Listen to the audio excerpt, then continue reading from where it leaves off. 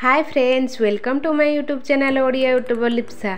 आज मु नहीं आसी बैगण भजा। जदि आपण घरे पिला माने बैगण खाइबा को पसंद करनती थरे एई भला बैगण भाजी की दियंतु। देखंतु पिला माने केते खुशी रे बैगण भजा खाइ नेबे। वीडियो को देखि नियंतु।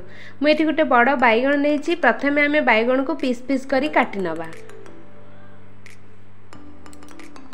बेसी पतला करबानी कि बेसी मोटा करबानी, आमे मीडियम साइज रे बैगण को काटि नबा।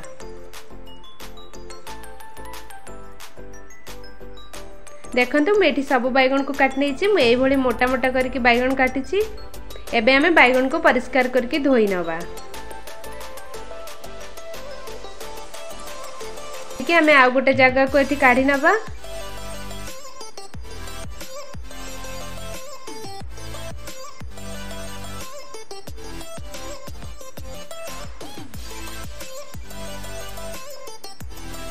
गोटे ग्राइंडर जार नवा। गोटे कंचा लंका 2 इंच अदा दबा। किछि धनिया पत्र दबा। गोटे चम्मच जीरा दबा। आपण चाहिए रसुण मध्य दे परिबे। एबे हमें भलो भाबे ग्राइंडिंग करनबा। देखंतु मु एठी भलो भाबे ग्राइंडिंग करि नै छै। एबे हमें बैगण ऊपर दे दबा।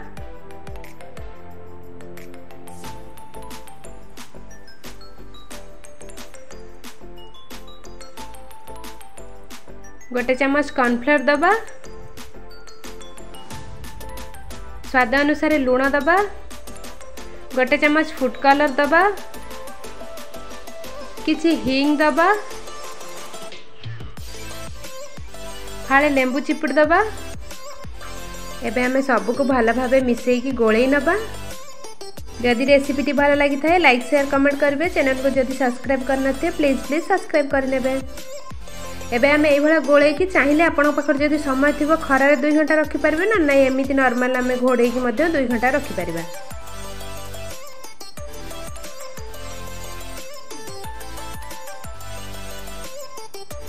देखंतु मोर एठी 2 घंटा हो जायछि। एबे मसला भल भाबे बैगण सहित मिसी जायछि। एबे आमे गैस रे गोटे कढ़ाई बसेबा। 2 रु 3 चम्मच रिफाइन तेल दे देबा। आमे अधिका तेल देकी छाणीबानी। आमे भाजिला भलिया बैगण को भाजिबा। या द्वारा बहुत टेस्टी होई थाए।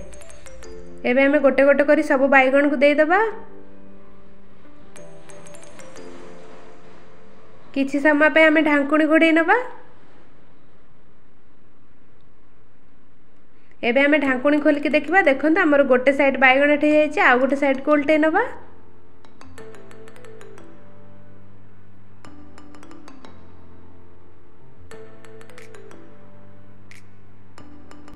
आउ किछि समय मध्य ढांकुणी घोड़े दबा। एबे देखंतु बैगण हमर भल भाबे सिझी जायछि। एबे हमें गोटे प्लेट को सब बैगण को काढी नबा। पखाळ भात गरम भात सहित बैगण भजार मजा नबा। देखंतु केते क्रिस्पी हमर हेछि। बहुत सुंदर मध्य माछ भजा बळी देखा जाउछि। रहूछि नमस्कार। पुणी देखाबो आ गोटे नुआ वीडियो रे।